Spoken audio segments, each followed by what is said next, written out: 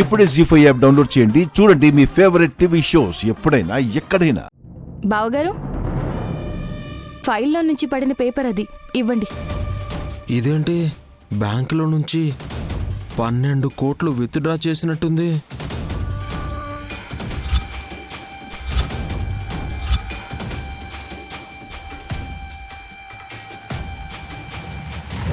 అన్నయ్య ఇటు కొంచెం ఆగు తమ్మి, కొంచెం ఆగు.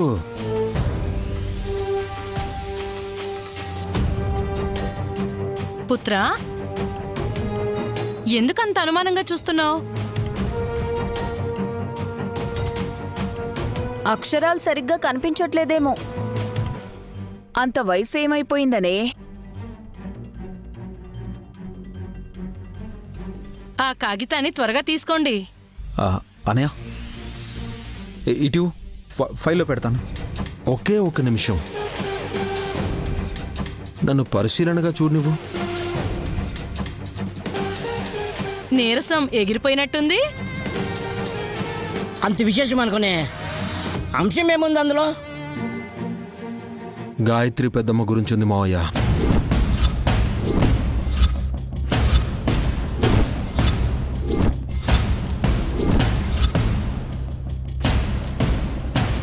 అమ్మగారి గురించా? పేరు నైని. అన్నయ్య అలా చెప్తున్నాడు అంతే. అది బ్యాంకుకి సంబంధించింది. అన్నయ్య ఇటు ఇవ్వు. ఇస్తాను, ఆగు. ఇంత ఇంట్రెస్టింగ్ విషయాన్ని షేర్ చేసుకోకపోతే ఎలా?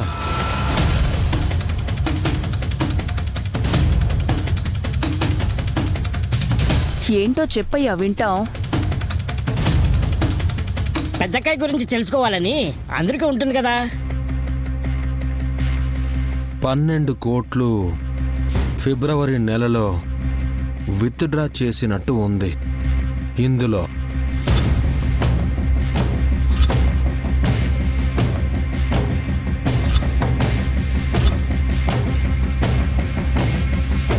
అన్నయ్య బిజినెస్ అన్నాక డిపాజిట్స్ విత్డ్రాస్ ఉంటాయి, అది కామన్ కదా. కరెక్టే కాదన్నానా? ఆ పేపర్ ఇచ్చేయకుండా టైం వేస్ట్ చేస్తున్నారు ఎందుకు బావగారు? పెద్ద మరదలా, నేను టైం కోసం ఎదురు చూస్తున్నవాణ్ణి. నువ్వు నీ మొదటి కూతురు కోసం ఎదురు చూస్తున్నదానివి. విషయం ఏంటో చెప్తారా లేదా?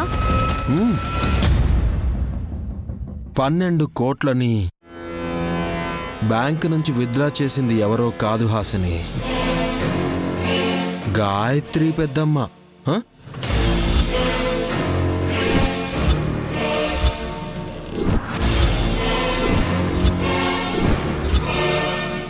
అమ్మగారు ఎలా విత్డ్రా చేస్తారు?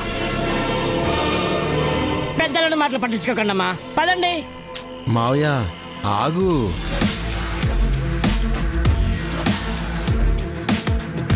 ప్రూఫ్ చేతిలో ఉంటే నిర్లక్ష్యం చేస్తారెందుకు? మిస్టర్ లింగరాజా, ఇందులో ఏముంది విస్తుపోవడానికి? గాయత్రి పాపిప్పుడు గాయత్రీదేవి అయ్యింది కదా. తను మైనర్ గా ఉన్నా గార్డియన్ గా ఉన్న విశాల్ సైన్ చేసుంటాడు, అంతే కదా. అంతే అని సరిపెట్టుకోవాలా? నువ్వుండు డమ్మక్క.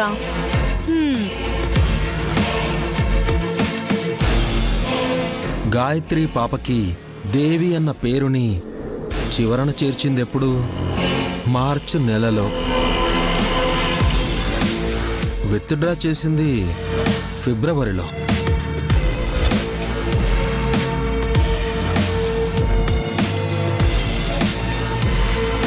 ఇదెలా సాధ్యమవుతుంది?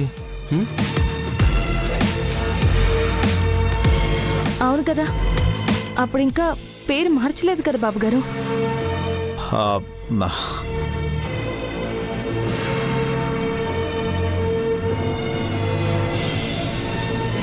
ఇంకోసారి కరెక్ట్గా క్లియర్గా అడగవా? బ్యాంక్లో గాయత్రి పాప పేరు గాయత్రీ దేవిగా ఎందుకు రాయించారు?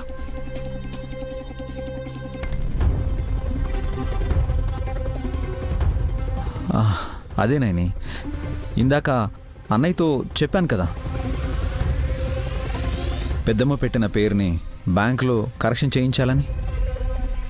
కాకపోతే నెల కిందటే డబ్బులు డ్రా చేసుకోవాల్సి వచ్చింది అమ్మ పేరుతోటి. ఎందుకో తెలుసా? లక్కీ హ్యాండ్ అని.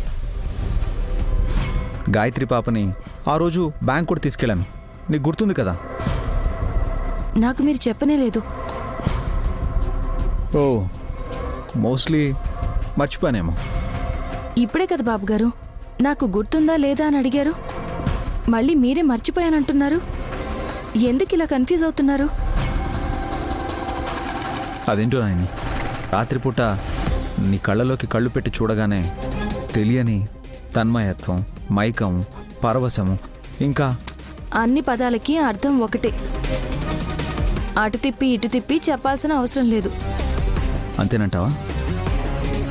ఏం మేడం, పాలు కావాలా బాబుగారు అని అడగట్లేదు? నిండుకున్నాయా? ఇంట్లో 4 పిల్లలున్నారు. పాలకి కొరత లేకుండా చూసుకునే తల్లులు 3 మీకు గ్లాసుడు పాలకి కరువు వస్తుందని చెప్పకండి. జోక్ చేశాను నాయని, అర్థం కాలేదా? నేను కొన్ని ప్రశ్నలు సీరియస్గా అడుగుదామనుకుంటే మీరేదేదో మాట్లాడుతున్నారు. అదే నాయని, నా మాట నీకు అర్థం కావడం లేదా? మేబీ వర్క్ టెన్షన్లో అలా మాట్లాడుతూ ఉండొచ్చు. ఆ విషయాలు పక్కన పెట్టండి. నేను అడిగిన దానికి స్పష్టంగా సమాధానం చెప్పండి. ఆఫీస్ పనులు తెల్లారితే నేను హాసినక్కో కూర్చునైనా చేసి పెడతాం. మీరు అంత టెన్షన్ తీసుకోవాల్సిన అవసరం లేదు. థ్యాంక్స్ నాయని. మనం థ్యాంక్స్ ఉత్తనే చెప్పుకోం కదా. ఓ యా, షేక్ హ్యాండ్ ఇచ్చుకుంటాం.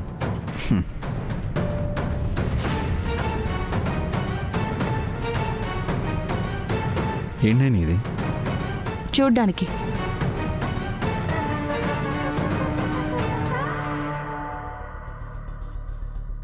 గాయత్రి పాప పుట్టిన తేదీని కూడా మార్చి గాయత్రి అమ్మగారు పుట్టినరోజున పెట్టారు. ఎందుకని? ఆ అమ్మగారి పూర్తి పేరు పాపకు పెట్టారు, సరే. పుట్టిన తేదీని కూడా ఎందుకు మార్చాల్సి వచ్చిందో చెప్తారా? అరే, నీకు ఈ మధ్య ముఖ్యమైన విషయాలు చెప్పకుండా ఉన్నానా ఏంటని?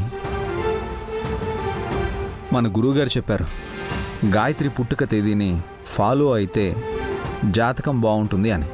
అందుకని అమ్ము పుట్టిన తేదీని చేర్చాను. అఫ్కోర్స్ సంవత్సరాన్ని ఎలాగో మెన్షన్ చేయలేమనుకో. ఈ పేపర్ని ఫైల్లో పెట్టాలి, బయట పెడతాలా? బాబుగారు,